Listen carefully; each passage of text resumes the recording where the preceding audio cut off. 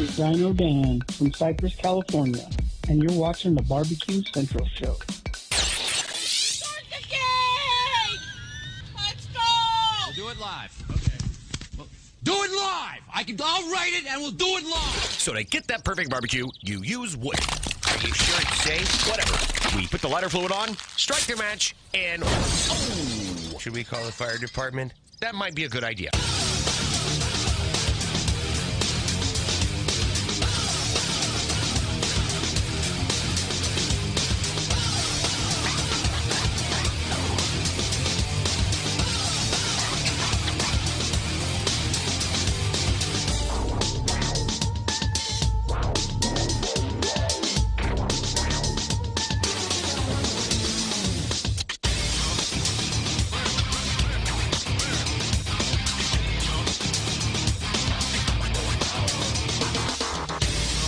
Good evening and welcome to the really big Barbecue Central Show. Happy Halloween. This is the show that talks about all things that are important in the world of barbecue and grilling. This show originating from the Rock and Roll Hall of Fame city, Bomb City, USA, Cleveland, Ohio, the barbecue capital of the North Coast. I am your program host, Greg Rempe. Happy to have you aboard here on your Tuesday evenings, a live fire, fun, and frivolity show. If you want to jump in on the show this evening socially, or you want to follow the show during off-show hours, here's how you do that. You can get in touch with the show by sending an email to Greg at bbqcentralshow.com. Follow us on all the social media channels at BBQ Central Show. And be sure to subscribe to the show podcast feed on your favorite podcast platform. Anything else you want to find out about the show can be found at the main website, thebbqcentralshow.com. And here's what's happening in case you get the newsletter. By the way, if you are new to the show, watching live right now, you don't know anything about the show, visit the website. And yes, there is a newsletter that you can sign up for right on the main website as well. Every Tuesday around 4 o'clock Eastern, you'll get an email only once a week giving you a heads up for what's in store later that evening as far as guests and other topics that will be covered. So if you're not taking advantage of that, go ahead and sign up for it. Oh, by the way, as a free gift from me to you for signing up for the newsletter, you get my famous homemade barbecue sauce recipe, which you can do whatever you want with. Use the recipe as a sole guideline or a base, and then trick it out however you want. Follow it to the T and enjoy its masterpiece in how it's supposed to be enjoyed. Bottle it. Take it for business. Make $1 billion off of it. My gift to you for signing up for the newsletter. So do that if you haven't already. Coming up in about 12 minutes from now, a little less than 12 minutes from now, I'm not going to tell you here in the open by name, but it's a guest you're not going to want to miss. If you got the newsletter, I did let the cat out of the bag. And you know me and cats, I love cats. But if you're a fan of the show, a deep fan of the show, spanning back years and years, it's a name you will know. It's somebody that was well entrenched with the show for years, a segment in time, if you will. Somebody that brought a lot of content, a lot of hot takes, whether I agreed with them or not, doesn't matter. They were hot. Also, instrumental in landing, creating, semi-producing one of the most popular and talked about segments ever on this show. So I will leave it at that. We're going to have him 14 past, and should it avail itself, carry him through 35 past. So potentially first hour with this unnamed guest on your Halloween evening. And then we'll move to the second hour. We have a few guests that are in question right now. At 14 past the second hour, I think we're locked in, feeling pretty good about it. We've been corresponding back and forth. I've given them the proper technology in order to do this. So I don't want to jinx it. However, 35 past the hour, I can say with 100% assurity, I'm not jinxing it, and I'm saying that the guest has backed out fully, which I don't like. I mean, this close to show. By the way, this person took advantage of me sending out the link few different times through social media where if you had a great story, you wanted to promote yourself, you had a business, whatever it was, you just used the link, sent you to a Google sign-up page, and you booked yourself onto the show. 10 days out, I like to start touching base, making sure you got the right materials and equipment. Then we set up sound check. Person completely unavailable. So let me ask you this. If you still have a link, you've been on the fence about signing up, don't sign up if you're not going to show up, because I hold up my end of the bargain. I leave you the time for the segment, and 98% of the time it's worked out wonderfully this year. 2% of the time it's worked out like crap, like tonight. However, I have open segment items that I have to get to before we close out this evening. They've been sitting in the hopper for quite some time, so don't worry about it. Now, in the grand scheme of things, might we see a full 2-hour show tonight? Maybe not. That might allow some of you to get out and do some last-minute trick-or-treating. Here on the East Coast, we ended about an hour ago, but we're only 6 o'clock on the West Coast right now, and I don't know what time tricks or treats happen out there. So that's what's happening. Fully booked first hour, hardly booked second hour, but it's going to be a great show either way. So stay tuned for any and all of that. Don't forget you can follow me socially, Instagram, X, TikTok, and Snapchat by following at BBQ Central Show. We say good evening to those of you watching tonight through one of our video streaming platforms, Facebook or Twitch/BBQ Central Show. You can also watch through YouTube, which is youtube.com/at BBQ Central Show. We also have a new YouTube poll question of the week. This isn't barbecue related, and there is a purpose for this question that I may or may not get to tonight, but I'm asking everybody this. Yes or no? You truly believe that the earth is flat? Yes or no? And currently, 100% of you are saying no. Thank goodness. Again, as time avails itself, I will get into the deeper meanings of this question. It's semi-sports related, which is why I'm not really pressing forward with it, but I wouldn't mind seeing. Also, you never know when you might have a 100% unanimous decision for a YouTube poll question of the week, which we have never had. Almost, but never had. And don't be smart and answer no just because you want to buck the trend. If you're answering no, then you really need to believe that the earth is flat, and then answer it that way. So that's the question tonight. We'll keep track of it as the show progresses. But we start here. Plenty of feedback streaming in over the past week as it relates to the Barbecue Central Show's Guest Hall of Fame class of 2023. Also, many of you support the mandate that from here on out, we will carry a unanimous vote protocol for nominees to get into the Guest Hall of Fame each year. I know 1 year, maybe it was 2 years, we did a majority, but the way we are going to do it going forward is the way it should go. I appreciate the input. It was also great to hear your thoughts on who should be considered for next year's class, future classes as well. Some of you are very versed in guests of the show. I was shocked to see your ability to pull names from way back. Because remember, you qualify by having been a guest on the show. That's the only qualification that you need to be considered for the Guest Hall of Fame. That and one of us, me or the Embedded Correspondent, needs to nominate you, but you are available for nomination if you've been a guest on the show only once. So happy you enjoyed it.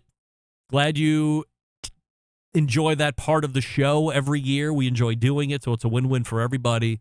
And for all of those who were inducted last week, your Hall of Fame rings are currently in the process of being made by the trusted ring partner of the show.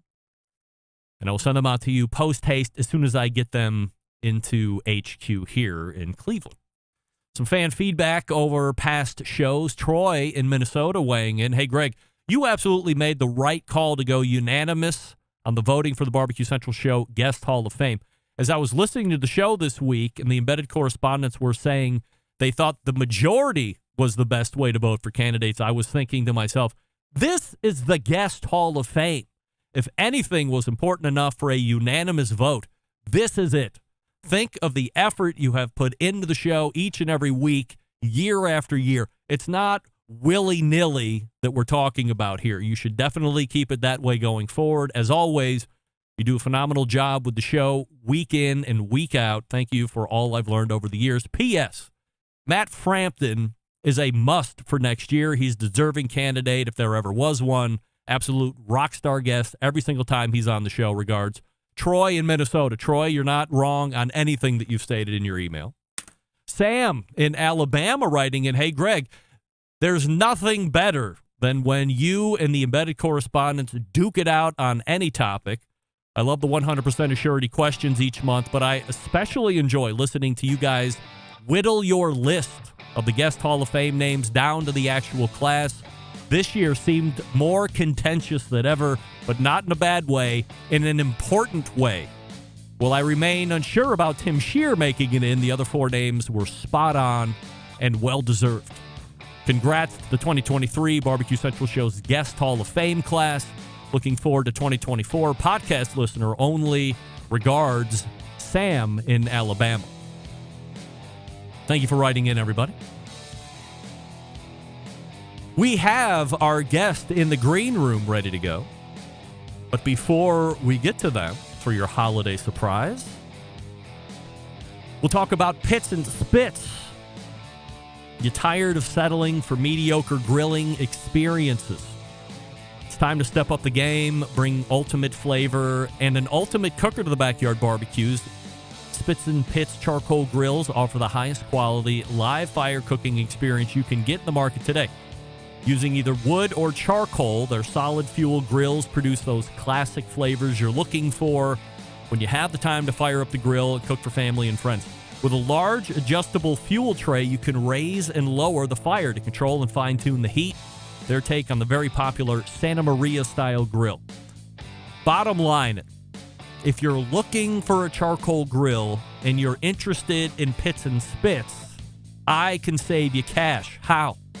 Go to the website, pitsandspits.com, and that's the double T on the Pits and the Spits. Put the /BBQ Central at the end. Why not? And then as you're checking out, after you've fallen in love with your brand new, mostly stainless, solid fuel, charcoal or wood-fired grill, use promo code Charcoal Central, all one word, Charcoal Central. You get $150 off any charcoal grill. That's $150 off any charcoal grill just by using the code Charcoal Central at checkout. Once again, it's pitsandspits.com/BBQ Central. Find the charcoal grill that best fits your needs, and man, they're all lovely. Use promo code Charcoal Central, $150 off. Easy money to save. A grill that'll last you a lifetime. Probably 2 lifetimes if you're lucky enough to live 2 lifetimes. Or when you die, and then your kids eventually die, whoever you left that grill to, they'll come back and tell, the thing was great through all my life too. Thanks, Pops. Or Mom. Mom's a live fire lover. I don't know who's buying the stuff in your house. But use that promo code. Check out pitsandspits.com/BBQ Central. We're back right after this. Stick around. You're listening to the Barbecue Central Show.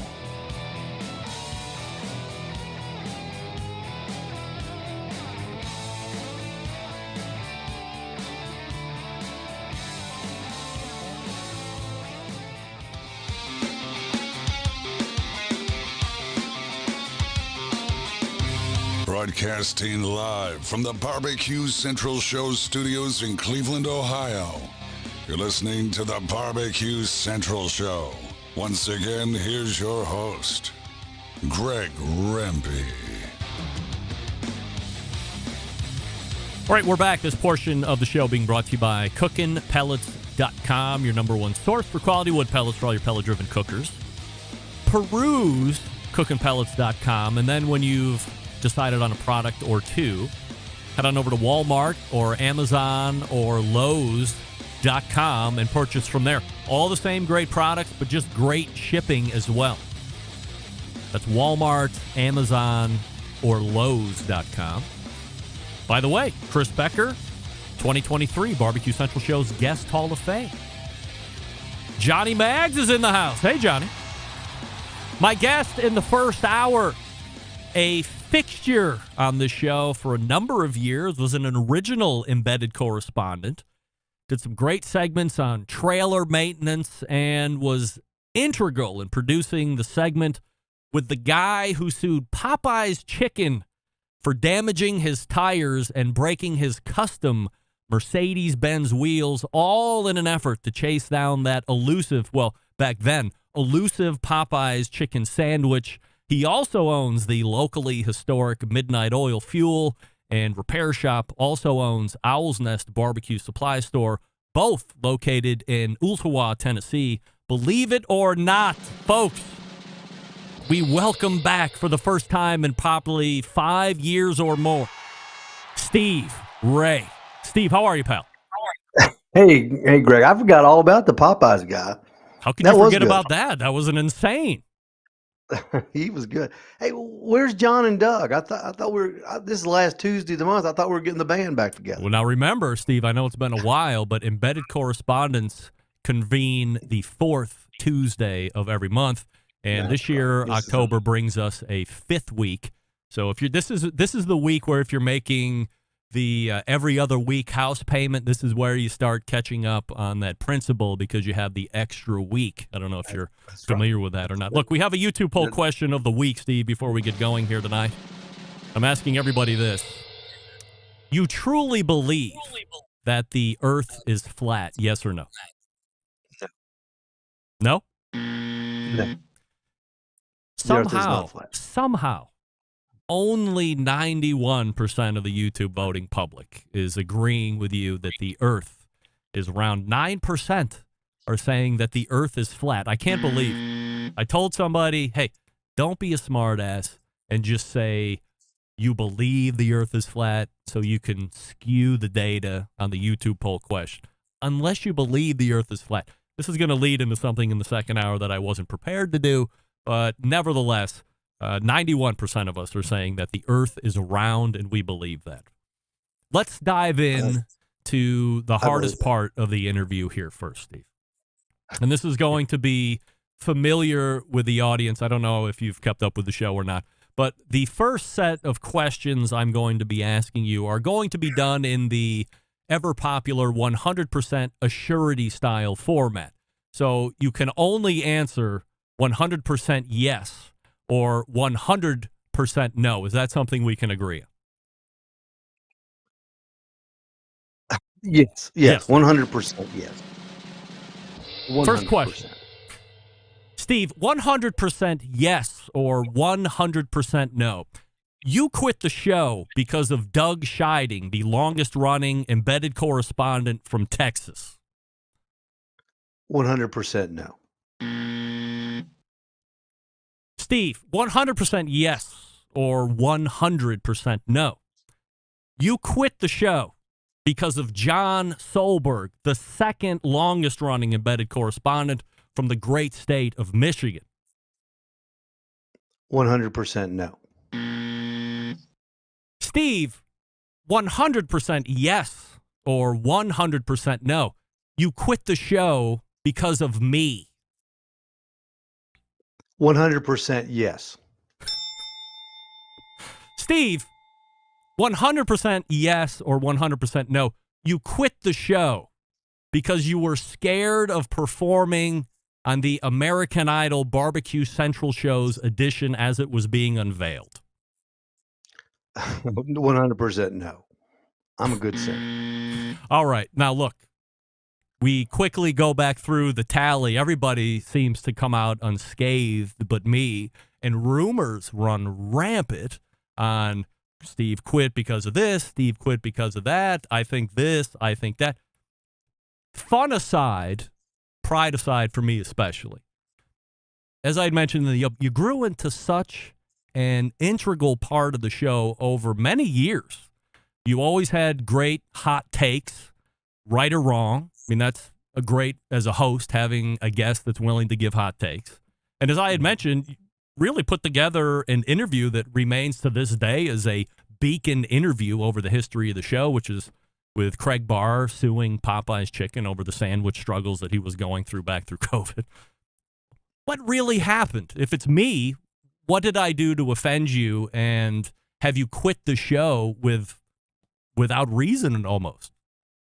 Well, you have, Greg, you have taken it too personal, but don't take it personally, because I got rid of a lot of people at that time in my life.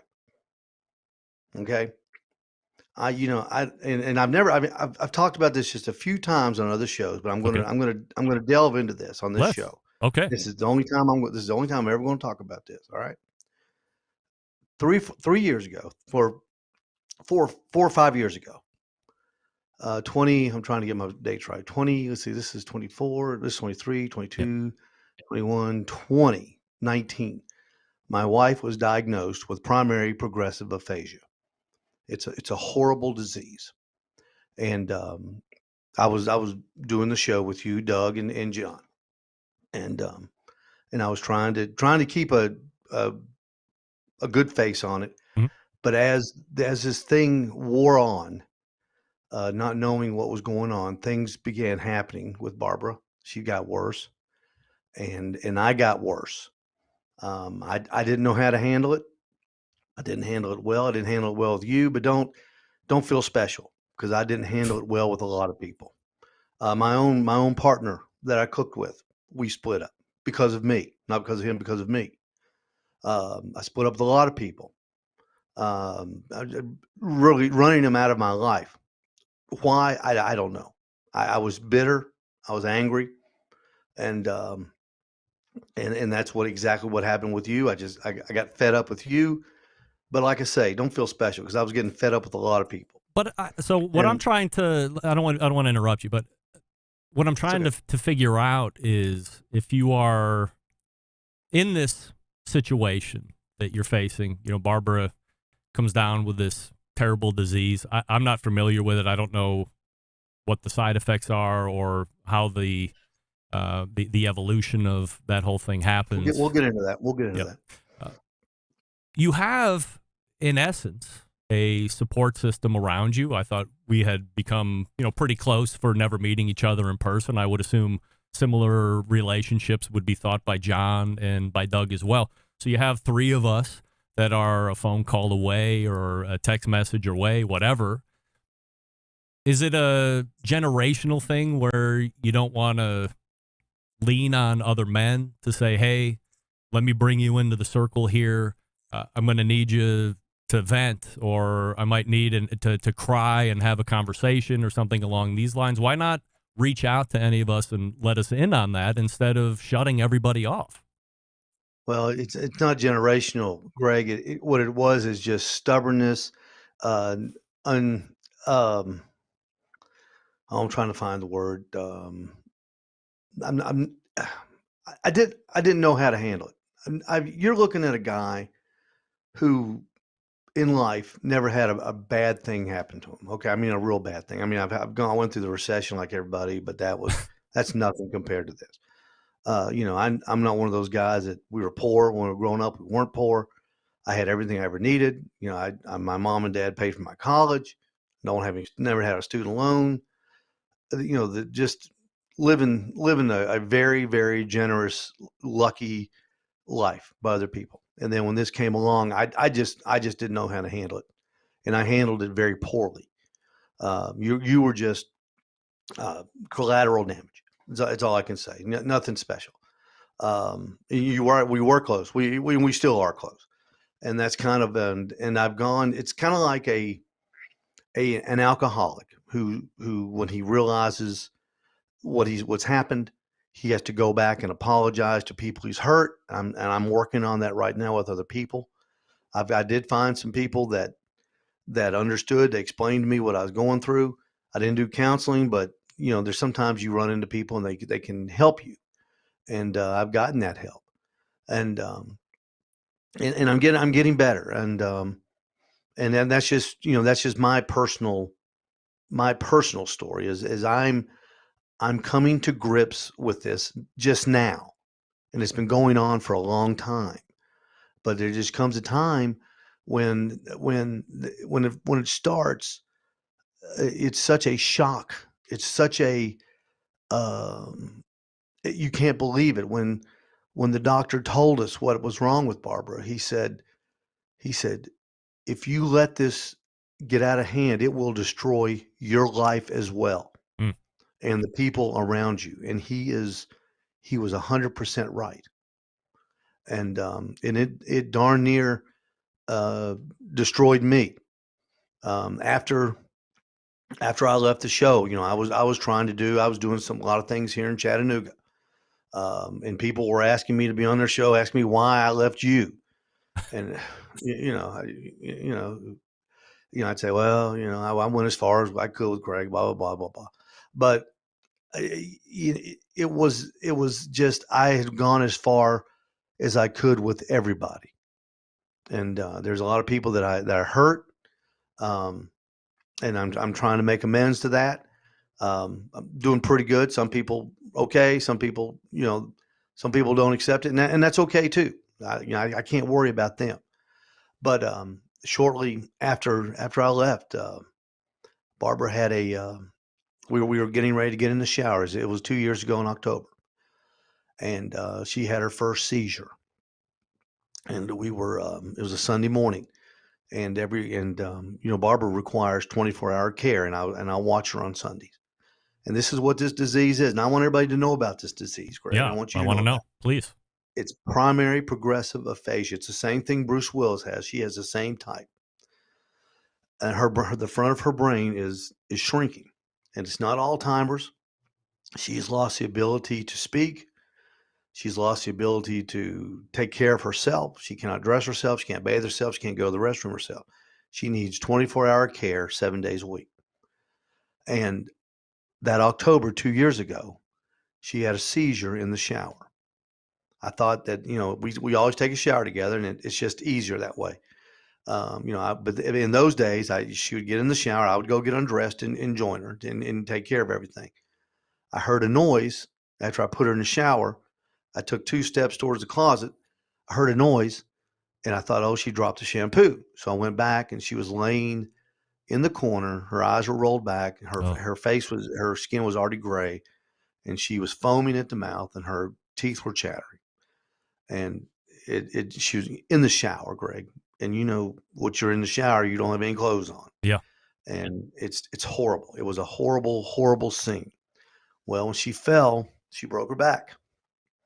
So we were rushed to the hospital. This was during COVID. Yeah. We got to the hospital, and they wouldn't let me back into the room. Wow. And I tried to explain to them that she can't communicate, and they said just basically tough luck.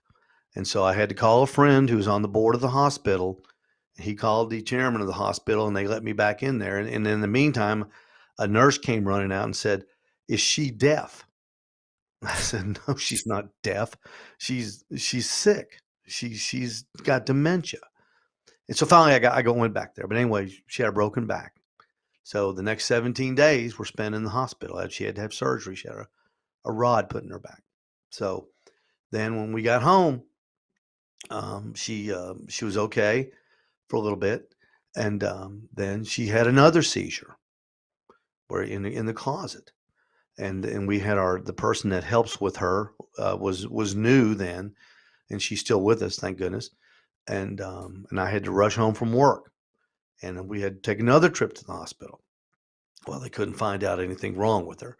We stayed overnight, came back, and then I started looking for more doctors. And it's very hard to find a doctor that even knows what PPA is.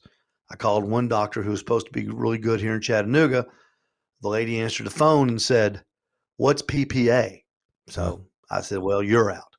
So we finally found a doctor in Knoxville who was she was part of the Pat Summit Clinic up in Knoxville, and we in Dr. Crane, Monica Crane, and she's wonderful.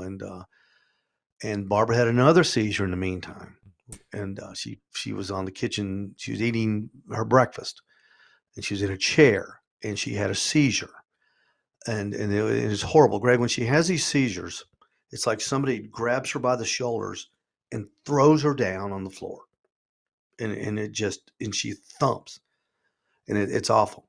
And so they called me. I was at work, and I rushed home, and I just so happened to think maybe the ring cam caught it.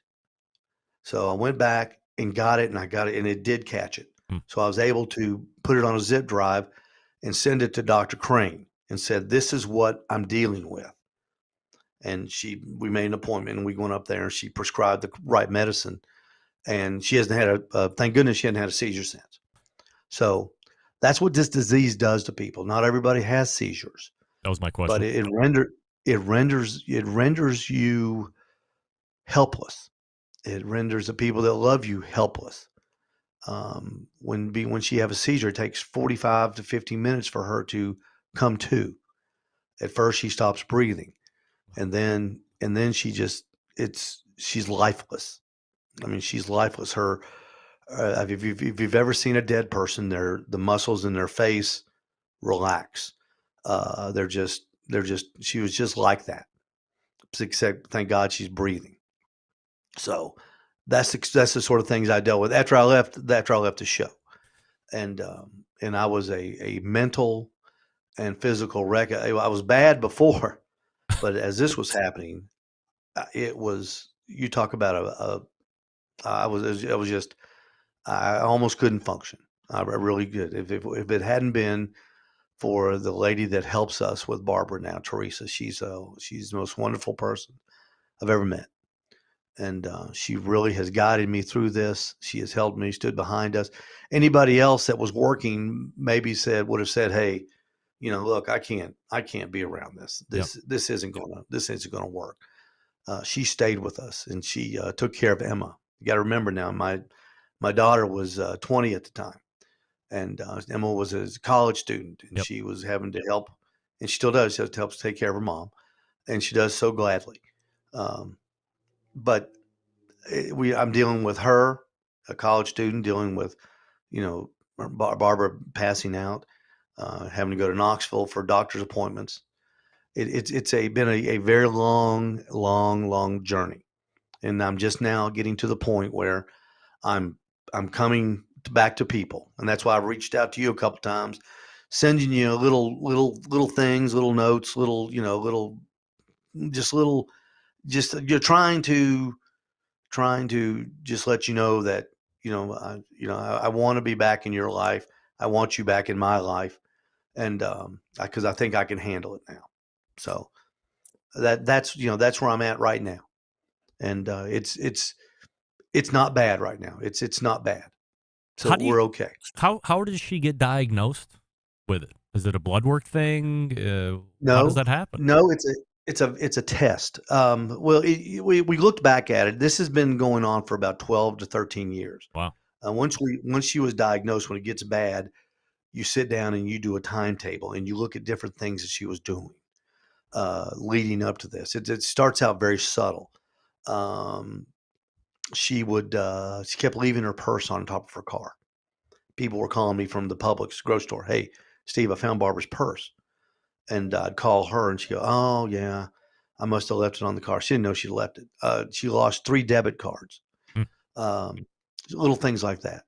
And the day when it got real bad was, she called me crying one time, and she said, "They won't stop. They won't stop. Steve, they won't stop." And I didn't know what was. I said, "What is it? What is it?" She goes, "They won't stop." So I jumped in the car. I was at work, and look, I live 3.5 miles from work. So, running home from work's not like living in Cleveland and driving somewhere. Yep. I'm home in 10 minutes. And she had backed the car out of the driveway, and the car was still in drive, but the parking brake was on, and the wipers were going, and she couldn't turn them off. They won't stop. Yep. So that was the last day that she drove. And we took her to a doctor, and they give them a test, and it's a humiliating test. It's the saddest thing you've ever seen in your life, Greg. They ask them questions, and they can't answer them. What year is it? Who's the president? Who's the vice president? What's your favorite show? Things like that. And people with what Barbara has, they can't answer them because they don't have the ability in their brain any longer to recall that. And it's humiliating. The test is humiliating.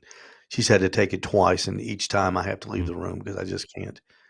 I can't stand to see, her go through that. It's awful. It's awful. What are you doing now? I mean, you're starting to reach back out. You said try to make amends. I mean, certainly there's no amends that need to be made on my end. I'm just happy that you reach out, have a little fun at the top of the show. But there's a much bigger thing that's going on that you're contending with. Mental health is key. We're talking about it more and more each day. So what are you doing to make sure that you're in the right mental mindset to get you through each day? Well, try to keep a positive attitude. Number one, when I get up, I'm big into pep talks. I pray in the morning, every morning. Ask God to just get me through this day. It's like an alcoholic. Just say one day at a time. Just get me through this one. And I ask Him to protect Barbara, protect Emma.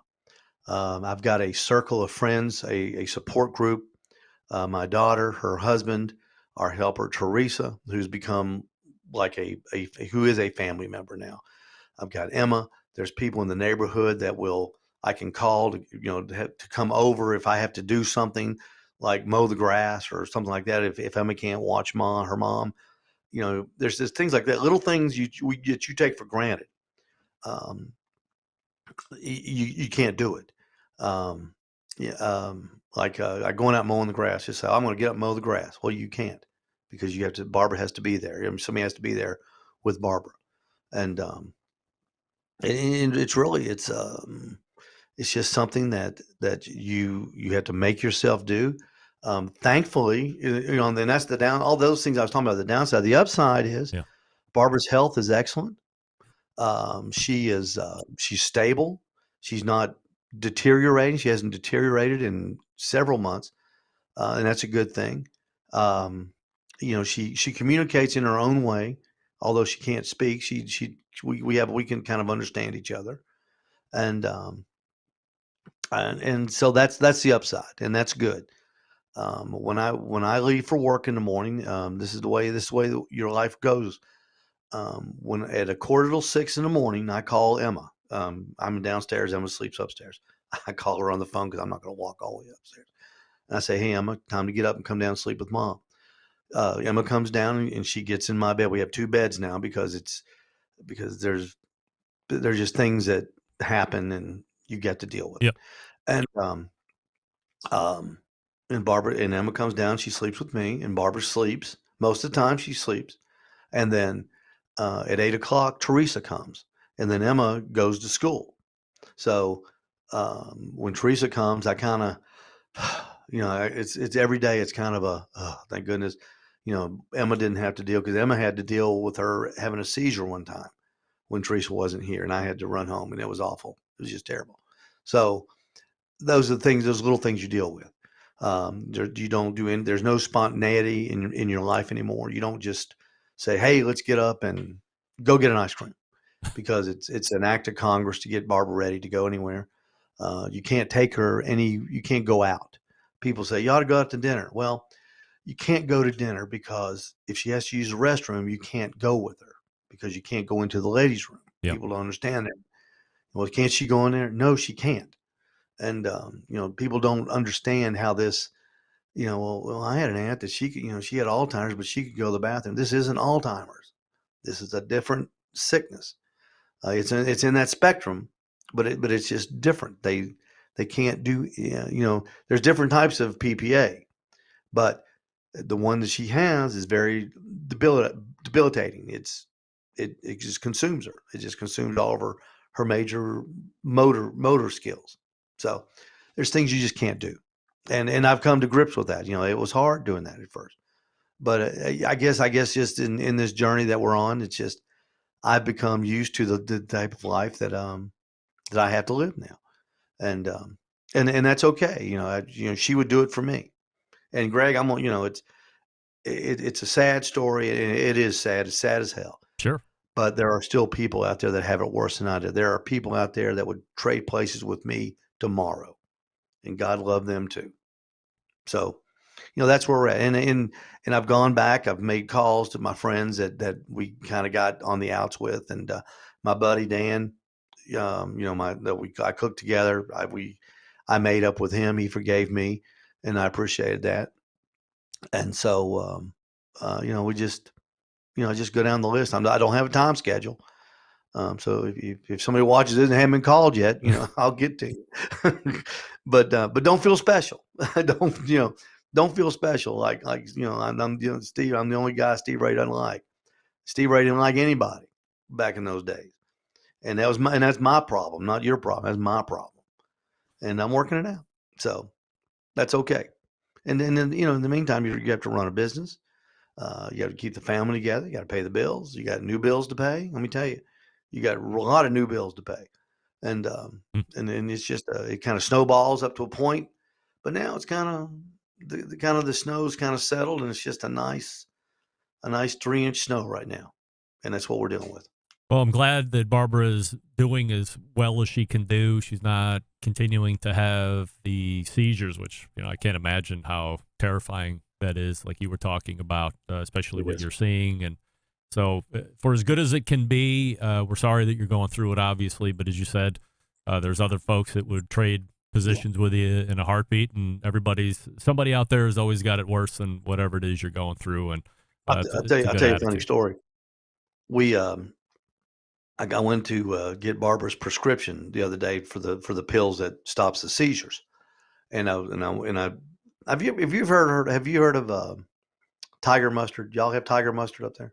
Tiger tail mustard. We just have tiger sauce. Okay, well, there's this mustard called Tiger Tail, and we carry it at my store. But I was looking for it at the grocery store, and I couldn't find it, so I bought some. They had some Dijon mustard, 2 for $1 special. So I said, I'll grab that. So I grabbed it off the shelf, and I went to the prescription counter and put it up there and picked up Barbara's prescription. And I said, hey, can you ring this mustard up too? She goes, yeah, sure. The mustard, the 2 for $1 mustard, cost more than the bottle of pills that saved Barbara's life. Wow. If you can believe that. I tell that story to people because it was just so ironic that when she rang it up, I just thought to myself, the mustard is more than the pills that saved her life. Thank goodness. Yeah. And it was just one of those moments like, finally something's going my way. Steve, can I hold you over? And next segment, we can talk about the barbecue supply store. Absolutely. All right. Stand by. We're talking with Steve Ray from Owl's Nest Barbecue Supply and the historic Steve Ray's Midnight Oil. Back on the show after years of absence, and we're learning why now.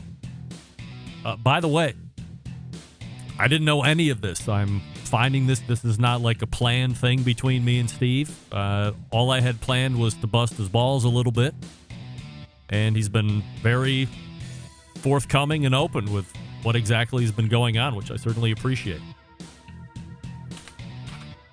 What do we love about ceramic cookers? We love that they're fuel efficient. We love that you can achieve low and slow temperatures for traditional barbecue meats, but we love that they can get rip-roaring hot for the high-temperature grilling of steaks and other thin cuts. But what's missing in the everyday lineup of ceramic cookers? The real ability to do two-zone cooking. Two-zone cooking is important to both professional backyard cooks alike. It's the best way to manage a fire and cook with confidence. However, getting a two-zone fire in a round ceramic cooker is not very realistic. Why? Because it's round. And a Primo grill, the game-changing oval design, this gives you the ability to execute a two-zone setup that you're looking to achieve. Also gives you other ceramic grill benefits as well. When you break it down, there's more than 60 different ways to configure that Primo cooker, so you're only limited by your culinary imagination. Only sold through dealers. Go to primogrill.com, find a dealer near you, peruse all the different size ovals, and then pick the one that's best for you. And I don't know where you're at in this country, but today it got up to a whopping 40 degrees here in the Rock and Roll Hall of Fame city. And there was never a better time than to fire up the Primo, let those ceramics get hot, and the fuel efficiency is still there. You're not going to be burning through buttloads of charcoal just trying to keep up with the temperature because it's cold out. No. Well insulated. The ceramics are great. Producing great food as always. And it's great to get back cooking with charcoal. If you got away from it, if For some reason, you thought, oh, this is too dirty or takes too long. Forget about that. It's nonsense. Read the article that Daniel Vaughn just wrote about charcoal cooking and how really it's a myth, more or less, that gas is more convenient. Certainly, it's just easier to turn on burners. But outside of that, forget about this time it takes. Get a Primo and start cooking with charcoal again. PrimoGrill.com. Find a dealer near you. Follow him on social as well. We're back with more Steve Ray right after this. Stick around. Be right back. You're listening to the Barbecue Central Show.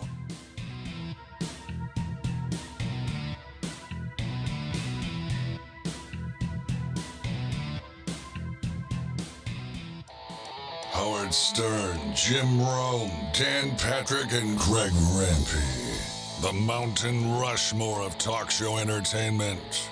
Now, let's get back to the Barbecue Central Show. This portion being brought to you by Fireboard. Monitor up to 6 different temperatures simultaneously. Connect to Wi-Fi for cloud-based monitoring or connect via Bluetooth if you have Alexa or the Google Assistant or other smart speakers in your home. You're in luck because there's a great chance Fireboard is fully integrated with all of those. You can find out more by visiting fireboard.com or call and ask questions 816-945-2232 as we are rejoined by Steve Ray. See if you're getting a lot of positive love and comments through the instant chat here. Johnny Maggs is weighing in saying, Steve welcomed my family with open arms when we came to the pro shop. Drunken Honky is saying this hits so close to home.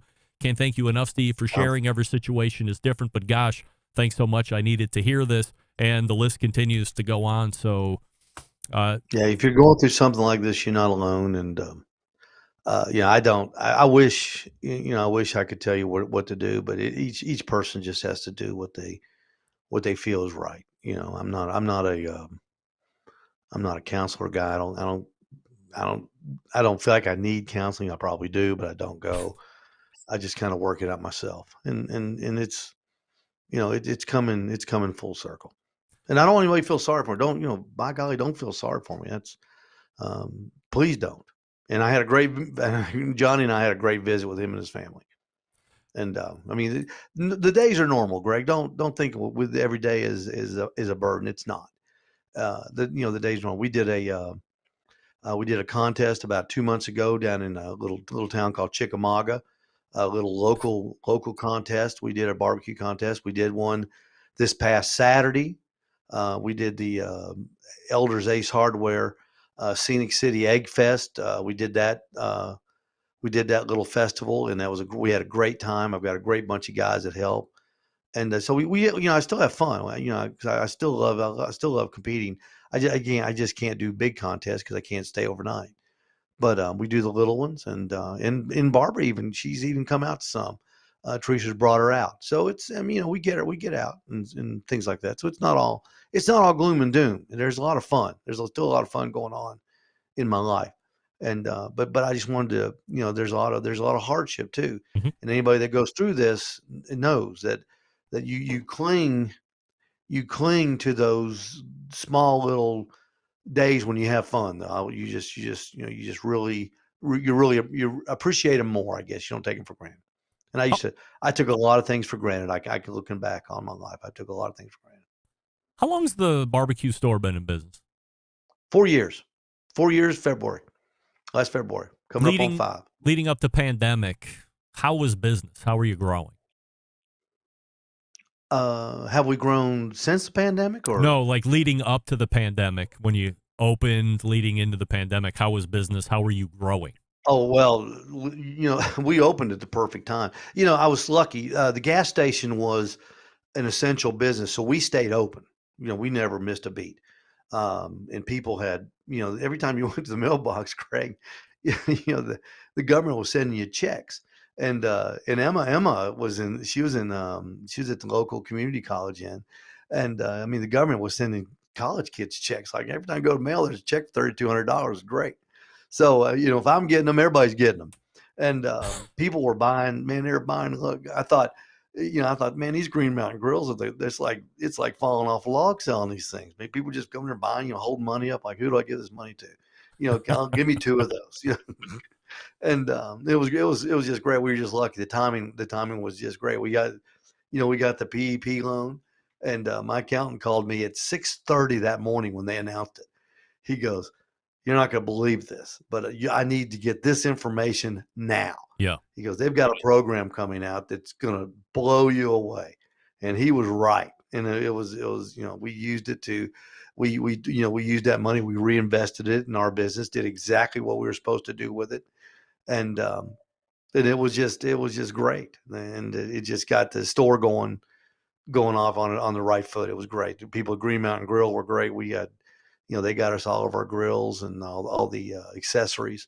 And even now business is still good with the gas station and the barbecue supply store. It's our little area of town is like the place where everybody's coming. It's growing. It's just growing by leaps and bounds. So we're lucky in that respect. Usually the pie doesn't get any bigger, but the pie's getting bigger. Other folks that are in the barbecue supply store business said that, before the pandemic, it was incremental growth. Pandemic hits, and all of a sudden, everything is flying off the shelves, and it's crazy. And then that afforded them the opportunity to either really look at what was true about the pandemic and then what was fake, and then they could adjust their future business expectation going forward. What was good that you took out of the pandemic that you are still implementing today? The selection, the grill business is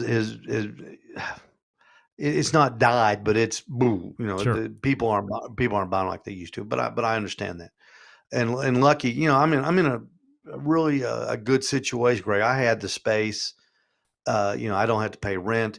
I don't even have an employee. Our accountants called last year and said we got something from the state saying I don't have any workman's comp on them because we had to separate it into its own LLC. And I said, I don't have any employees. They go, "How do you not have any employees?" And I had to explain the situation to the people. I said, it's connected to the gas station, and I walk over from the gas station to the store and I sell them something and I walk back to the gas station. It's a perfect situation. They go, "Okay, No. all right, we get it. We get it." But the business is the grill business is off, but the business of the rubs and the sauce, it's doing great. It's doing fantastic. People are really, I mean, there's still people just finding out about it. And in retail business, it's hard. You don't know where to advertise anymore because there's so many outlets. There's social media. You've got cable television. Like in Chattanooga, we have 2 different cable companies, and like where I live, I can't get the big cable company. It's really strange. I've got the small cable company compared to the big cable company. So, but where I do business, I've got the big cable company. But to reach the people in my area, I got the small cable company. So it's just hard. But I think it's probably everybody that's in business. It's hard to know where to spend your advertising dollars right now because it's just so many outlets out there. Are but the rubs? I'm Are the really rubs excited and, about. I'm sorry. Are the rubs and sauces in your shop selling because those are the ones you're carrying, or have you done some weeding out of brands that didn't sell? So what's in there now is what would be selling if you were Steve in Ooltewah or Steve in South Carolina. Yes, I did. I have weeded out some. We put some on sale that just weren't moving. And you got to remember, all these guys that sell this stuff, they're all good. Okay, they're all good. But what drives people to the store is YouTube. Hmm. And I don't have to tell you the big names in YouTube, but if you know the big names in YouTube, you know whose products I've got, because there's one guy that can do a video on Thursdays, and Fridays they're coming in there looking for it. Okay, I mean, it's just the way it is, and God love him. Keep doing them. And so that's the way it operates. If you don't have a good presence out there, you're probably not going to sell a lot of stuff.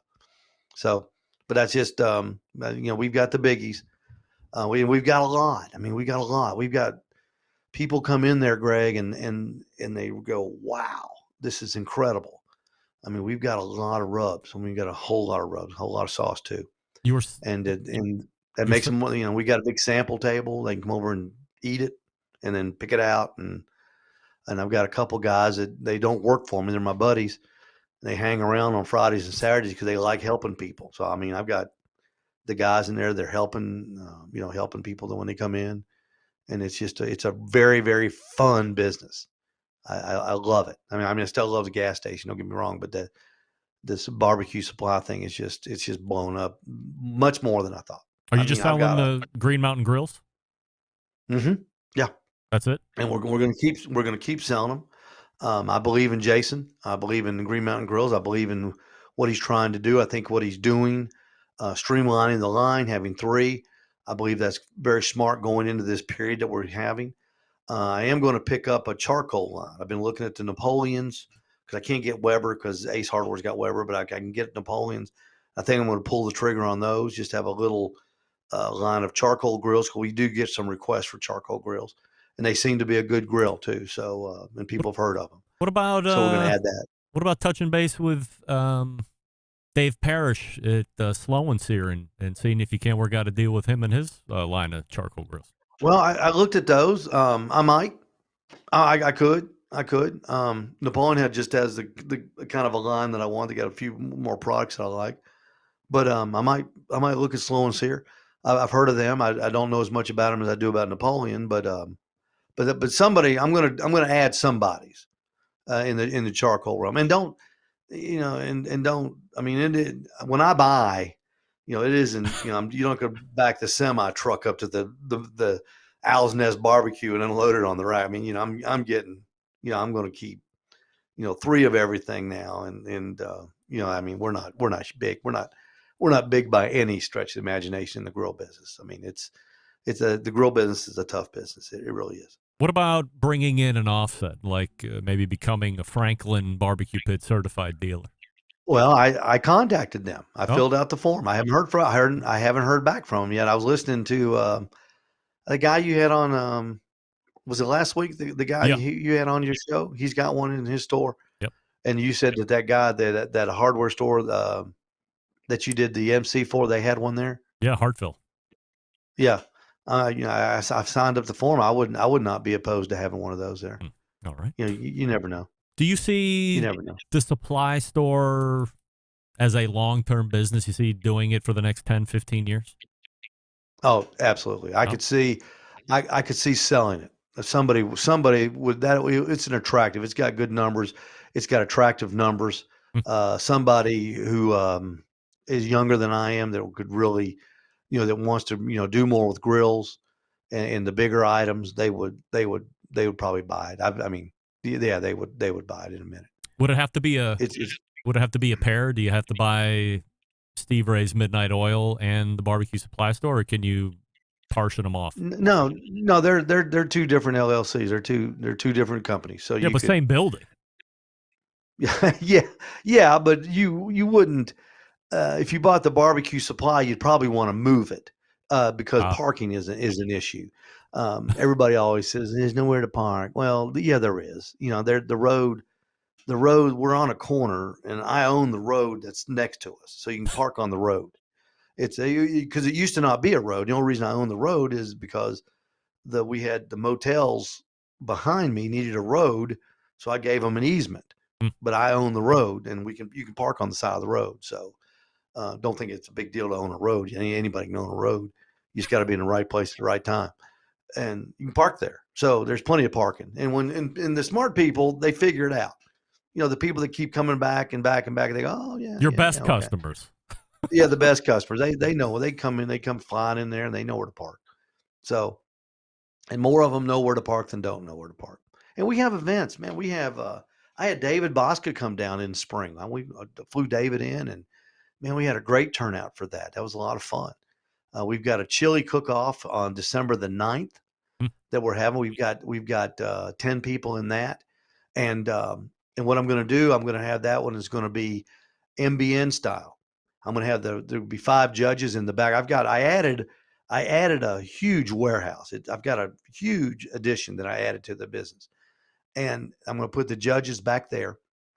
I'm going to have 5 of them at a table, and the contestant's going to have to bring their chili to the table and give them the samples. And they're going to have 2 minutes to converse with the judges. The judges have 2 minutes to ask questions about it, and they have 2 minutes to sell them on their chili. And so we're going to do that, and we'll do a conjunction with that of a open house. We'll have barbecue to give away and stuff like that. Emma and I sold hot dogs this summer, so we opened a hot dog stand. Oh yeah, yeah. So we had a blast. I had this little room in the gas station that we really didn't use. I turned it into a kitchen. I got it licensed by the state, by the county, and we did hot dogs all summer long. Sold a ton. We sold Kogel's hot dogs. John Solberg knows all about them out of Michigan. He was pumped up. I know Kogel's. Yeah, they're great. A great hot dog. We sold those down here, and every person that from Michigan is in Chattanooga came by the gas station. They love them. Steve. So see, we have fun. We have a lot of fun. This has been an incredible reunion after however many years it's been. Like I always say on the show, it always seems like it's just 2 or 3 years, but I know it's been longer than that. To have you come on, have a little fun up front, but then to learn the journey that you've been going through. Look, I mean, I say it out in front of everybody, and hopefully you know that if there was ever a time where you feel like you would want to talk to me or call me or text or whatever, always open and available to help however I can. And to have you come back in again feels great, like old times. Whatever we can do to support you, Steve, we're here for you. And thanks so much for coming back on. Well, Greg, I appreciate that very much. And we'll talk again for sure. I'm sure you can probably find space for me somewhere. And, I'd love to do it. And I didn't watch the show like I did when I was on the correspondent. I didn't watch it as intently, but I never left it as far as watching. I watched a lot, and you're the best. You're the best. So, Steve, thanks so much. I appreciate that. You bet, man. All right. Have a good night. Steve Ray right there. Wow, what an incredible interview. And by the way, as I had said, getting ready to talk about Primo Grills, completely not on the radar for me that this was the conversation that we were going to be having tonight, or it was going to be going in that direction. Just asking what happened. Look, you ask, I'm in sales every day, so you ask certain questions that you shouldn't be surprised by answers, right? If you're going to ask questions, you're going to get answers. And certainly I wasn't expecting that answer, but boy, do I appreciate Steve's openness, honesty, candor, and a brutal recounting of the diagnosis and what was happening, what was going on with him specifically. And it's a unknown PSA for folks. If you're going through something like this, have a team around you, whether the circle is tight or the circle is expansive, whatever works best for you. As he said, the doctor told Steve, not only is this disease something that is going to wreck your wife if you don't watch out, if you don't take the right precautions and the right care for yourself, it's going to wreck you too. And I've heard that time and time again for so many people over so many different diseases and diagnoses and sicknesses. The caregiver has to take care of themselves as well. So while Steve didn't start off on the right road, it looks like he's gotten himself on the right track and he's starting to reach back out. And I'm happy to have him back in the fold and happy to have him back on the show. So appreciate Steve for joining me and going through it all. It was incredible. All right, we're a little over here in the first hour, but well worth it, of course. So we will play catch up with the clock, and we'll be right back to close out the first hour. Stick around. We'll be right back. Continuing to produce incredibly mediocre content in an exceptionally professional way. You're listening and watching the BBQ Central Show. Once again, here's your host, Greg Rempe.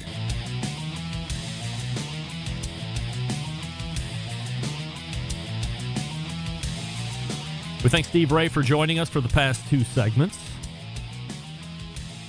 We'll go ahead and make a hasty transition as we tighten up the first hour here. If you missed it, you'll get it on replay tomorrow. I see Smoking Joe's Pit Barbecue is just stopping through, and so he's going to have to watch. Well, either have to watch or listen to the replay. Do both, Joe. And if you have to choose between one or the other, listen, I like the downloads. I'm worried about the video. I mean, obviously I'm worried about the video, but I'm not worried about the video. I'm worried about the downloads, as always. All right, let's refresh libations. We'll come back. We'll have a potentially abridged second hour. So stick around. We'll be right back.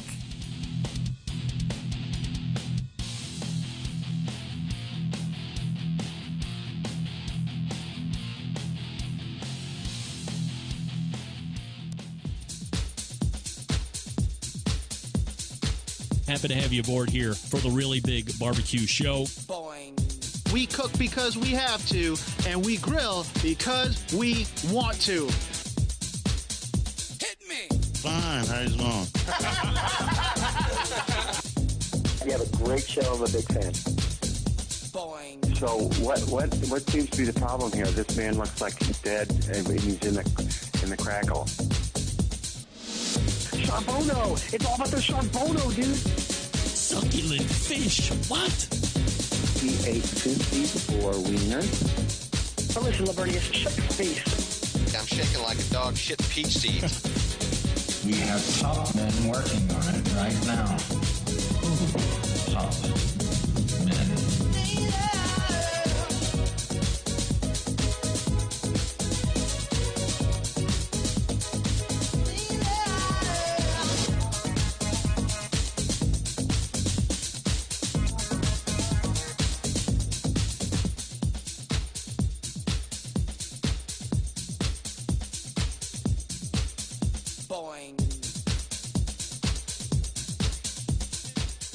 And just like that, we are into the second hour. It's the Barbecue Central Show.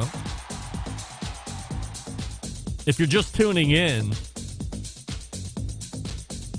what some are texting and emailing me right now, the finest 2 segments the show has done, not only this year, but potentially ever.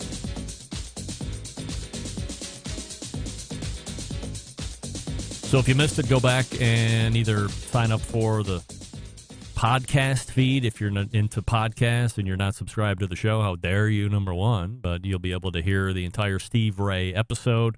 He came back to the show after a number of years off. Didn't know exactly. So just to give you a little setup, Steve was entrenched in the show, as I had mentioned, was an embedded correspondent, an original embedded correspondent, put people into the Barbecue Central Show's Guest Hall of Fame. So I guess it would have been 5 years.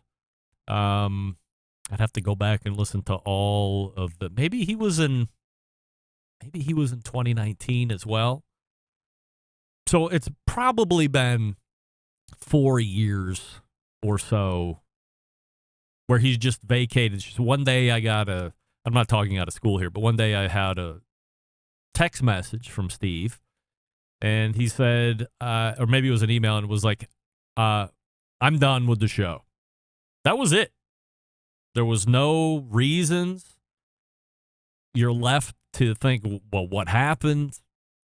I'm always working under the assumption that people like me until I inevitably offend them in some way. And usually I don't realize I'm offending them. But as I look over my lifetime, it's just what happens. I have friends. We get close. Maybe I say something out of pocket. You become offended enough where we're not so much friends anymore. I've come to accept it's fine. So I'm wondering, well, what could I have possibly said? You start to think about things like that. I couldn't think of anything. And then the remainder of the embedded correspondents and I are congregating, talking offline, going, did I do something wrong? Did Doug do something wrong? This seemed to be a good mix of folks, a good embedded correspondent group plus me. And why did it happen? And then it just, so when you don't get answers, now you've left it up to me to go ahead and decide how I want to take it or what direction I want to steer it in. And we always talked it up in a way of, he quit the show, no reason given, persona non grata, blah, blah, blah.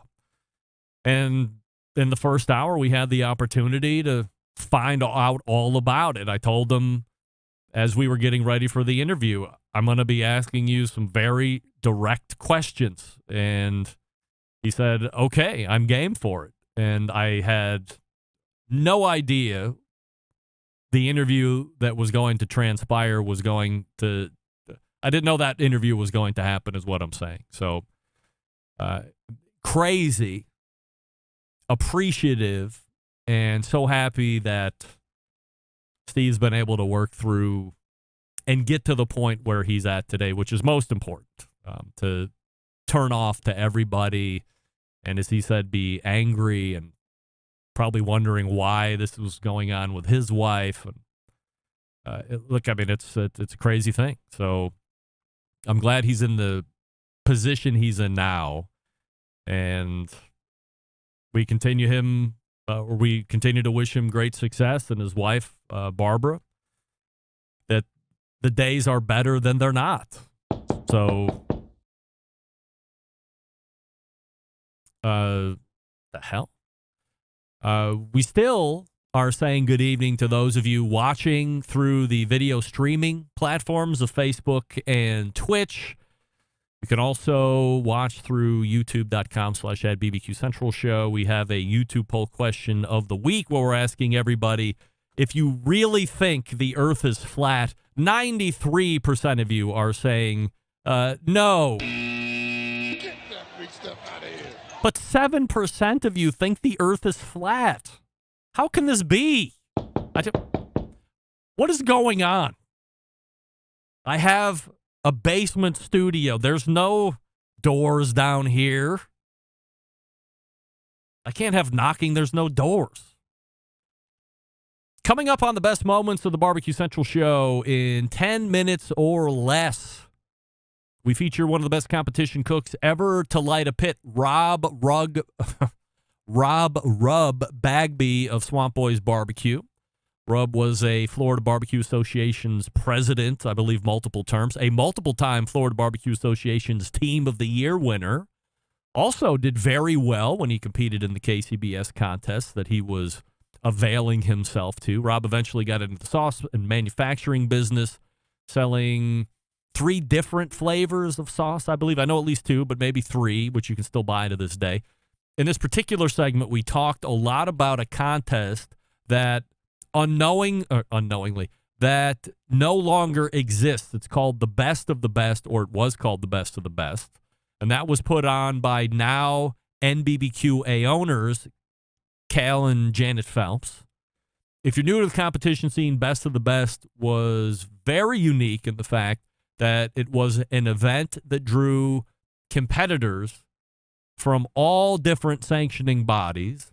Also, it took rules from all different sanctioning bodies and balled them up and made it into their own. There was both an invitational side to Best of the Best. There was an open side to Best of the Best. And this was run for a number of years. Many considered it to be a major contest, especially when competitions were hitting their stride. Remember, we're going back 15 years on this. So if you aren't familiar with Rub or the Best of the Best competition, good taste test for both of those. Make sure you grab the whole show through using that link in the show notes as well. You can get the whole full 2-hour show back then. Maybe it was probably only an hour back then, actually. And you can do that by subscribing to the show podcast feed, which is thebbqcentralshow.com/subscribe. And you can also send John an email. You can send John an email and request a guest or segment that you think has been lost in the archives. JON@thebbqcentralshow.com, and he'll do his best to meet your needs. All right.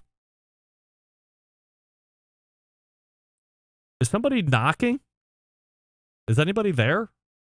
Like, there's no door. I'm in the basement, but is somebody knocking that I'm not aware of?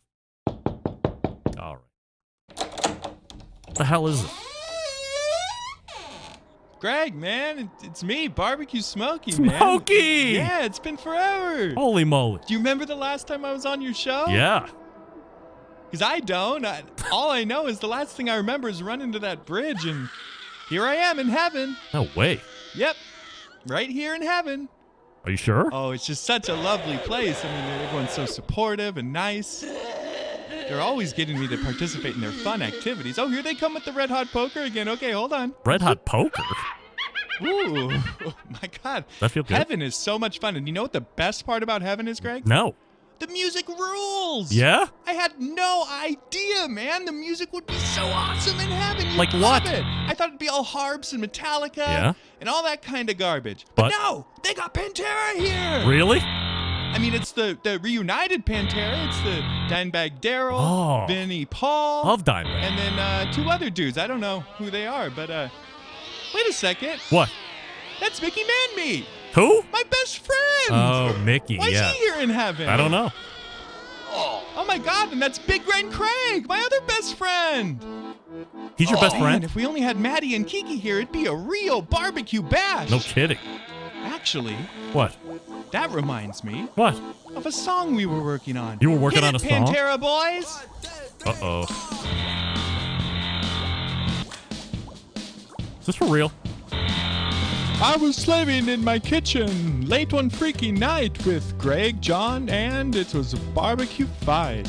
Big Ryan Craig, he manned the grill. Flames reached the sky and I thought it would kill. The bash, it was a barbecue bash. It was a bash. It was a monster mash. It was a bash. No, a barbecue bash. It was a bash. It was a barbecue bash. Wow. They spatchcocked some birds, injecting fun with flair. Beef sausages sizzled, launching meat in the air. Rubbing thighs with spices under the moon. Smoky bones and meat mitch. It was a delight. Meat mitch. A bash. It was a barbecue bash. It was a bash. A smoking meaty bash. It was a bash. And spirits doing the mash. It was a bash. It was a barbecue bash. They whipped up atomic buffalo turds. It was a wild and spicy treat. Yeah. Serving them with flair. Making ghouls tap their feet. Ooh. Eerie laughter they devoured with a cackle. In Hell's barbecue bash, the spookiest barbecue tackle. Ooh, it was a meaty bash. Flames were dancing. It was a mash. Mickey Man-Meat, he led the show with the smoky grin. Toe to toe. Greg, John, and Aaron was a barbecue win. Cooking barbecue in hell, it is a sin. It was a bash. A smoky meaty bash. It was a bash. We've had too much hash. It was a bash. It was a barbecue bash. It was the barbecue bash. Wow. Wait a second. What? Hey, man, why is there an accordion solo on my song? I was just going to ask. That's not a real heavenly thing to do, Greg. Are you in hell? Wait. Oh, no. What? I'm in hell. What? Greg, I'm getting scared again, Greg. Oh, no. It was the bash. It was the barbecue bash. Are there any bridges around you? It was a barbecue bash. Are there any bridges around? I'm remembering my friends that got on fire. It was the barbecue bash. Oh, no. No. Oh, no. Am I in hell? Uh-oh. Stay away from the bridges. Greg, What? I'm going. I see a bridge. Oh, no. Heaven's got a beautiful bridge. No. I'm going for it, Greg. It's not heaven. Oh, my God. That's a beautiful solo, Mickey Man-Meat. Smokey. I love you forever. Oh. There he goes. Are you still falling? Oh, my God, I'm still falling. Oh. This is late. Forever. Wow. This is a really long fall. Wow. Holy moly. Well, that's it for me. That was Smokey. And who knows what happened to Barbecue Smokey this time around yet again. I thought the last time that was it. Remember, the first time Smokey jumped off the 480 bridge here in Cleveland, Ohio, And right before he met his ultimate demise, he caught a tree limb and it flung him back up. And then he called in a number of months later. He was at some social influencers party with all the people he just mentioned. Big Green Craig, Mickey Manmeat, Maddie and Kiki. There was a coronavirus situation. A lot of people get caught on fire. Found another bridge. I thought he was dead then. And years later, he's making a reappearance, singing a Halloween song to boot, which is perfect considering it's Halloween tonight. So that was insane. I would like to say I'm glad we're hearing from people we haven't heard from in years. Steve Ray and then Smokey Smockfer, better known as Barbecue Smokey, who was singing tonight and sounding great till he took a header off the bridge. We can only imagine what's going on with him. So hopefully, I mean, he was falling for a long time.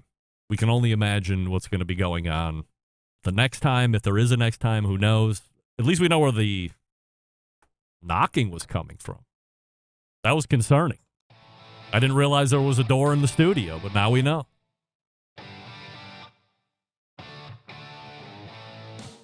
We got an open segment coming up. If you want to weigh in, you want to shoot me an email, go ahead and do that at BBQ Central Show, or shoot me a chat here through YouTube or Facebook.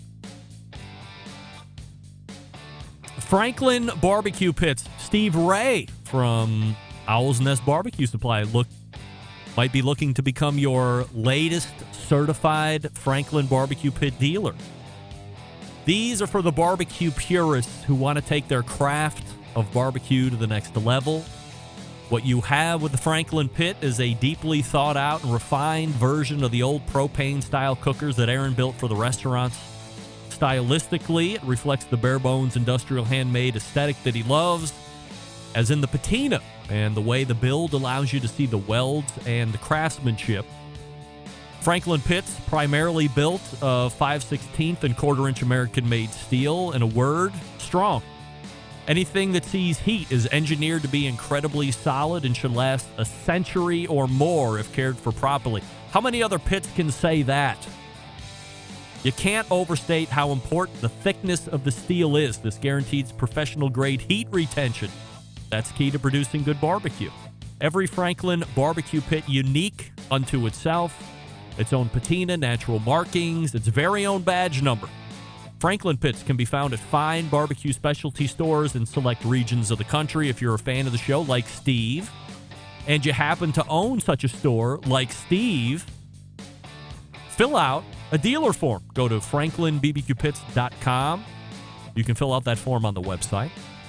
If you are a fan of the show and you want to own a Franklin barbecue pit, but don't have certified barbecue dealers near you for Franklin Barbecue Pits, you can visit franklinbbqpits.com and purchase the pit right there on the website. Franklin's Pit will ship right to your driveway. If you have any questions along the way, make sure you use the Contact Us link at the bottom of the website. And it's a growing list of dealers, by the way.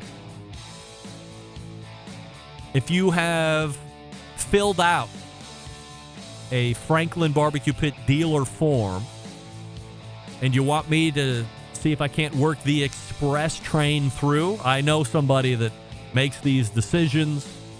Now, they don't want to crowd the area. So as you build out a dealer network, you don't want to have 5 dealers within an hour of each other, right? So keep that in mind. But if you filled out a form to become a certified dealer, let me know. Maybe I can help you out. FranklinBBQPits.com. We're back with an open segment. And then we wrap the show on this Halloween. Stick around. Be right back. You're listening to the Barbecue Central Show.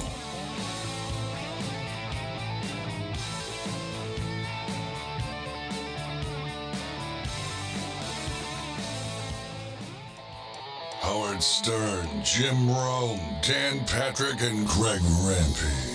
The Mountain Rushmore of talk show entertainment. Now, let's get back to the Barbecue Central Show.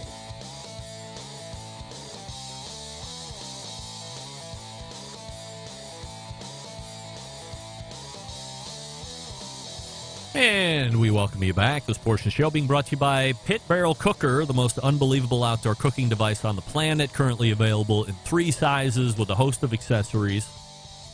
Whether you're a beginner or professional, doesn't matter. It's a cooker you want to add to the arsenal regardless. Visit pitbarrelcooker.com. Tell them the Barbecue Central show sent you. Smokin' Joe's Pit Barbecue weighing in. Was there a cook that went viral in 2023? I haven't seen anything since smoked cream cheese. Do we need to even talk about that? Well, let's see. Let's comb our brains, Joe. And I think in the very beginning of the year, butter candle was what I was calling to be a trend of 2023 as we opened the year. I think the minute I mentioned it, it died very quickly. However, in the past couple weeks, I have seen butter candle show back up again. And it's been going in the middle. So you bake a loaf of bread, maybe sourdough. I've seen focaccia is a big thing I'm seeing on the internet right now for people that are making that at home. Some kind of bread that puffs up. They cut out the middle. Meanwhile, they've made their butter candle, however the hell you make that. But remember, it requires a wick because it's a candle. And they cut out the center of the bread, and they drop butter candle in there. And now you have the bread being buttered by the butter candle. So as we close out 2023, rapidly coming to a close at this point, in the beginning of 2023, butter candle, as we're getting ready to close out 2023, butter candle showing back up again. We might have to ask the embedded correspondents in November what they think the 2023 food trend of the year is. Actually, probably, we going to save that for December? Because December we'll have a 2023 recap show, which I do from start to finish. I'm not sure exactly where that's going to fit in. Remember, we have holidays going on as well. I think Christmas is on a Monday, so that's not going to affect the show. Not that it's affected the show in past years anyway, but just jumping right off the top of my head, Joe, I think Butter Candle has made 2 distinct efforts of becoming a thing, and maybe it's just not going to take off. There's nothing else that's jumping off as food trend. Thor's Hammer got some run a couple weeks ago, or was it last week when the World Series opened in Texas? Heim's Hammer, I believe they called it. Hurtado's. I'm sorry if I'm not saying that right. Is it Hurtado's that's in Arlington Stadium where the Rangers play? It's some Highline barbecue restaurant, but that was getting a lot of run last week. It's a succulent dish. But Thor's Hammer was, I believe, a trend that was also happening in 2023. I believe there was a surety question on what was the bigger waste of money, T-bone, or not T-bone steak, but tomahawk steak or Thor's Hammer. And the winner/loser of that was the tomahawk steak. Thor's Hammer dominated. These are just some things that are coming off the top of my head because I try and have my finger on the pulse. So we're now in the open segment. If you have something you want to talk about or email, we have no phone, although somehow there evidently is a door into the studio that I didn't know about. If you didn't know about this, a Barbecue Central Show exclusive news update. Greg Remper reporting for the Breaking News Desk here in Cleveland, Ohio, the city that breaks the most live-fire breaking news across the country, nay, the globe. Finally confirmed, CEO of the Kansas City Barbecue Society, Rod Gray, will join the show next Tuesday, November 7th. Now, you might be asking yourself, where is he fitting in? That's a first Tuesday of the month. That's a Malcolm Reed, and if Malcolm's not available, Mark Williams segment. There's probably somebody already 35 past the first hour. You got Sam the Cooking Guy going into the second hour. There's no way Rod probably wants to do a 10:35 Eastern segment. So how can that possibly happen? Luckily, I have the answer because I was keen on landing this interview, and it has transpired about like I thought. Rod shows up on Tailgate Guys podcast. Subsequently, and soon thereafter, shows up on Pitmaster, an Old Virginia Smoke podcast that's hosted by Luke Darnell. And because this show is live, and I'm not going to pre-record anything because we do it live. We'll do it live. Then November 7th is the Tuesday that works best for Rod. We didn't know if it was going to be the 7th or the 14th because beginning of the month, Rod has a lot of meetings and duties as far as, CEO, maybe board stuff, other meetings that he has there for work. That he didn't know if the first Tuesday of November was going to be the best or not, but he confirmed that November 7th he will be here. So I've adjusted the guests that were already booked in the first hour. Malcolm Reed, gone. Patrick Montgomery, owner, first-time guest of the Kansas City Cattle Company, gone. We will catch up with Malcolm Reed in December as we look to close the year. He was most gracious on giving up that segment, realizes the importance there. And we will bump Patrick Montgomery, the owner of Casey Cattle Company, to the 10:35 p.m. Eastern segment on the 7th instead of doing the 9:35 Eastern slot that he was originally slotted to do. And I do this because I want the whole first and second segment in that. So let's call it the first hour. I want the whole first hour interview segments allotted for Rod in case we need any extra time in order to work through the questions. Also, as I had mentioned, if you weren't aware, you're just tuning in, Rod has done 2 interviews already, both released last week, one with Tailgate Guys Barbecue Podcast, the other with Pitmaster, which is done by Luke Darnell. I can assure you, the interview that I'm going to be doing next Tuesday will not be something similar to either of those interviews. I've been in contact with a number of folks. I've been doing a lot of digging, a lot of question asking, a lot of research. Also breaking down that report that was released on the KCBS website that explains what went wrong and what corrective actions the company that did this audit are suggesting the KCBS take moving forward to avoid the scoring issues that happened at the American Royal last month. So if you haven't been following this story, and you're looking for what some might call direct or real questions to be asked and followed up on, then you're not going to want to miss this coming Tuesday's show, November 7th, once again. Also, while we're on the subject, I want to make sure that this is Waterford crystal clear. The questions that I'm going to be asking Rod next week would be the same questions whether Rod is CEO or not. Whoever is sitting in the position would be getting the questions that I'm going to be asking. If it was Emily Detweiler as CEO, she would be getting these same questions. If previous CEO to Emily Detweiler, Heath Hall, was in this position coming into next week, I would be asking him the very same questions. This is only happening because something major transpired and needs to be followed up on because it was at the biggest barbecue contest every year, and especially at the biggest barbecue contest that KCBS sanctions every year. I'm not questioning the person. I'm questioning the position. And I think that needs to be made abundantly clear before we run into November 7th. No one gets free passes on this show. This show's reputation, this show's ability to exist over the last 18 years isn't by chance, isn't because we lob softballs and don't want to ask the tough questions. It's the exact opposite of that. You either love the show or you hate the show because I'm going to ask the questions that other people, A, don't prepare for, B, don't think to ask, C, don't want to ask because it's uncomfortable.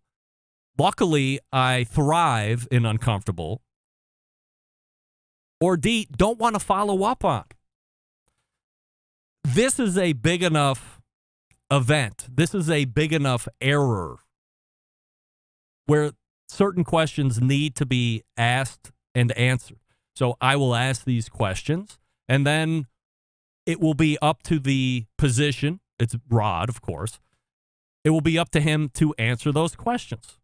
And it's going to go one of three ways, I think. And we'll just see how it plays out. But again, just to be clear, regardless of who is holding CEO's position, I'm asking the questions to whoever that would be. It just so happens as Rod. So let's keep that in mind as we push to November 7th. I'm hoping it really is the definitive interview and is one that is pointed to as getting as many answers as we possibly could. Outside of the report, again, if you don't know about it, you can go to the KCBS website, which is kcbs.us, and off to the right hand of the navigation, there's something that you can click on that shows a full report of what this IT company does or what they did as far as tracking back, doing their audit of how they got to this position. You can read it. It's 16 pages. I mean, it's technically like 8 pages, but the second portion of those 16 pages, so pages 8 or 9 through 16 are a little further explanation of the chart that you would see up on the top. And you can certainly dig through that if you have questions or insight and you want to get at me. You know where to find me, Greg, at thebbqcentralshow.com. And we can take it from there. But if you are interested in seeing and hearing from Rod live on this show, you want to tune in first hour next week, November 7th. Tell everybody you know that might be interested in this to make time on next Tuesday to see it live. Of course, we're recording, and the video show archives automatically right after the show ends, and you will get the audio podcast because it is in the first hour directly on Wednesday. So you either need to subscribe to the podcast feed or you can subscribe through email or any number of ways. So thebbqcentralshow.com/subscribe for all the ways in case you're not going to be able to hear it live. You can get it in podcast. As it relates to the Barbecue Central Show's Guest Hall of Fame, I have heard back from Fast Eddie, Tim Shear just earlier this evening, and Chris Becker, all scheduling their origin stories as they book into the show. Looking forward to that. We don't need to do an origin story on Rusty Monson because we did origin stories on the Embedded Correspondence a couple of years ago, and Rusty shared a portion of his life that scared the crap out of me, where he was almost murdered in the streets of New Orleans. Shook me to my very core. So we don't need to do one on him. But you can look forward to origin stories of Fast Eddie. Robert Moss is already booked for the second Tuesday of next month for that full hour. So we bump Meathead for an origin story on Robert Moss, Chris Becker, Tim Shear, and once again, we leave out Rusty Monson. But I am absolutely excited and giddy with learning about the origin story of Fast Eddie, a legend in this industry. Now a Barbecue Central Show's Guest Hall of Famer. So, by the way, quite an accomplished desert racer. And he's a man's man. Tinkers with cars, like everything that I don't do, Eddie does. So looking forward to getting his whole origin story as a youth, being a fireman, transitioning into the live fire, creating pellet cookers, the whole deal. Remember, Fast Eddie created the FE line of cookers that he partnered with Cook Shack for many years, and I believe they switched to Danson's for some point in time, and then he transitioned back to Cook Shack, if I'm not mistaken. So we'll learn all about that stuff, also with Tim Shear, also with Chris Becker. So looking forward to that. And that gets us caught up. Drunken Honky weighing in. So many podcasts are forced. Forcing the good questions is what makes the Barbecue Central show special. Thank you, Drunken Honky, for saying that.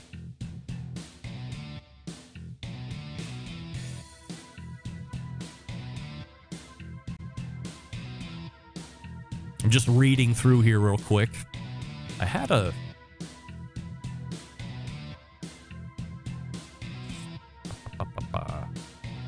Did I miss it? Oh, I got it.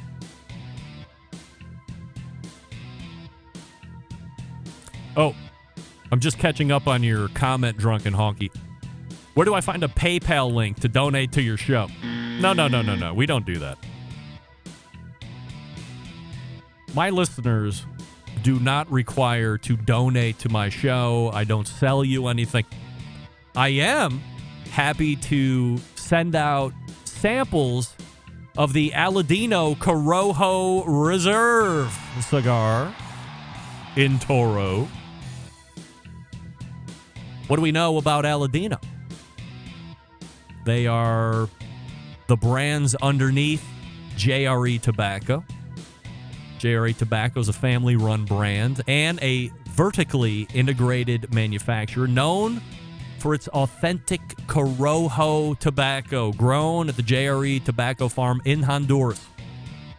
This is the original Cuban seed brought over from Cuba of Corojo. Flavor characteristics unique, brings you back to the golden era of cigars in Cuba from 1947 to 1961. Their approach in blending prioritizes flavor to give contemporary smokers a sensational experience with a range of blends, making sure there is something for everyone to enjoy. You can find a retailer near you by visiting jretobacco.com. And again, if you want a sampling, like Scott emailed me yesterday, and I'm going to be sending out him a pair of Aladino Corojo Reserva in Robustos to try. And if you fall in love with them like I have, I recommend this. Quickly become a box buyer. I think they come in boxes of 20 or 25. You save per stick because it costs different if you buy the single, or if you buy by the box, you get a discount. Everybody loves saving money. But they are so good, it's going to be hard to find another cigar that is as good. As I say each and every week, if you like a really good and authentic Cuban cigar, it's like this but better because JRE is pulling out all different flavor notes from the soil in Honduras that you can't get in Cuba. They're being lazy in Cuba. They're not progressing. They're not employing technology like Justo and Julio are over at Aladino and JRE Tobacco Farms. Step it up if you're an enjoyer of premium hand-rolled cigars. Let me send you some samples if you haven't tried it already, and then you tell me it's not the best cigar you smoked in 2023. I'm getting the reaction back. I know I'm not lying, and I'm paying for the freight. How about that? JREtobacco.com. We're back to wrap the show right after this. Stick around. We'll be right back.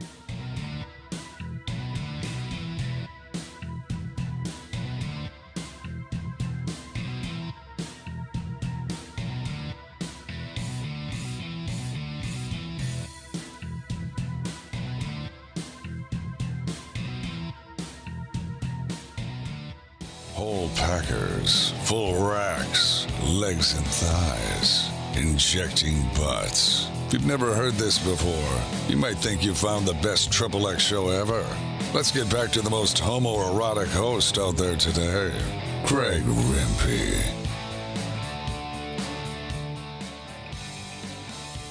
And that's the second time tonight. It's like the first time I've ever hosted a show. The mic does not work when there's no heat on the mic. Lesson number one for those of you looking to start a podcast in 2024. How many people are going to start? Doesn't have to be barbecue related. How many people are going to start a podcast in 2024? That might be next week's YouTube poll question of the week. How many people are going to start a barbecue how many people are going to start a podcast in 2024? Yes or no? And that is probably, I got to remember to listen back to the show so I don't forget to make that the YouTube poll question of the week. next week. Again, if you're just tuning in, don't forget or don't miss the first hour of the show. I mean, don't miss at all. Sam the Cooking Guy rejoins the show after a month off. It seems like forever. Might as well feel like 6 months. You go a month without Sam, it feels like 6 months without Sam. And he's going to be on vacation again, but he's going to be in Mexico. A lot of people love to go to Mexico. Not me. He's bringing the microphone. He's going to be in a majestic Mexican setting. And he's going to do the interview. He's guaranteed that that's going to be happening. I'm putting 99% of surety on it. There's a 1% iffy factor. Who knows what's going to happen? But if Sam says it's going to happen, it's going to happen. So we'll get him back in the fold after having a month off. But in the first hour, we'll be interviewing CEO of the KCBS, Rod Gray. And we're going to be talking extensively about the issues that transpired at the American Royal Open last week. And there are other things that we're going to be talking about as well. So if you want a live interview or you weren't satisfied with the other two interviews that have already been done and released last week, maybe I can get you into the satisfaction level next week as Rod Gray joins the show. All right, that's going to do it. All the way back in the first hour, Steve Ray rejoined the show after a 4-year layoff. Steve Ray runs the Owl's Nest Barbecue Supply Store in Ooltewah, Tennessee. He also owns and runs the historic Steve Ray's Midnight Oil, where you can get gas and get your car fixed.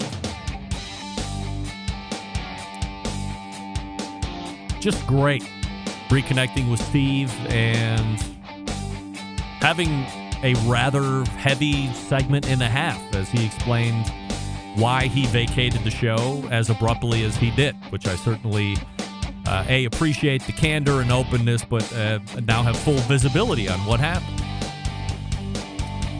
Second hour, Smokey Smockford rejoined the show and sang a Halloween song that had many different references. There was a Mitch reference, there was a John reference, a Doug reference.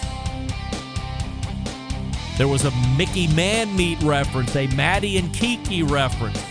There was a bridge involved at the end. It was crazy. As I mentioned, big show planned for you next week. You won't want to miss it. So set your calendars now, set reminders now while you're thinking about it. So how do I always leave you? September 11th, 2001. I will never forget. Until next Tuesday at 9 p.m. Eastern, this is your program host and proud U.S. American, Greg Rempe. Bye-bye.